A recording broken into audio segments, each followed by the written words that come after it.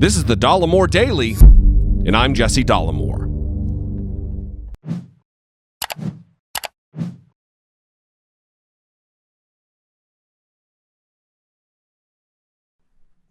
Let's talk a little bit about congressional interns.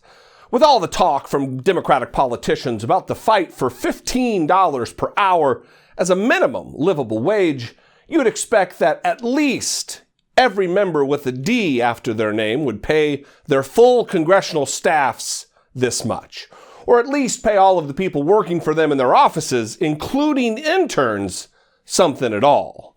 Well, you may be shocked to find out that this most assuredly is not the case.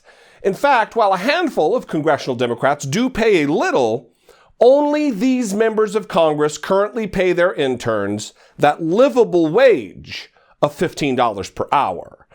There are 535 members total between both the Senate and the House of Representatives. In the Senate, of all 100 members, Bernie Sanders from Vermont and Doug Jones from Alabama are the only ones who do pay their interns at least $15 per hour. And in the House of Representatives, things are even more bleak. Out of the 435 members of the House, Democrat Congressman Adam Smith from Washington State is the lone member paying the interns who work for him enough to actually live on in Washington, D.C.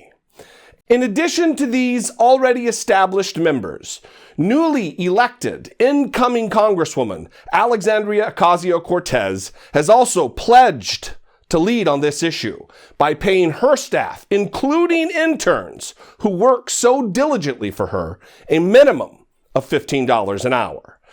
The Department of Labor has recently updated the rules surrounding paying interns. They now read that a person working as an intern must be the primary beneficiary of the internship, not the company. Meaning the intern has to be getting more out of the internship than the company is. And if that isn't the case, then the intern is not an intern, they're an employee. And employees are entitled to minimum wage and overtime. Unfortunately, like many things, Congress is exempted from these rules, and too many members, including Democrats, use this exemption to their advantage, wielding it as a weapon against the lowest-ranked individuals in their offices. And this isn't just about a living wage, because, of course, being an intern isn't a career or a job that someone does for an extended time. In the case of interns, this is about opportunity for all people, from all backgrounds. Interning in Washington, D.C. can be an important method of learning critical skills and information about how things operate in government and government-adjacent organizations.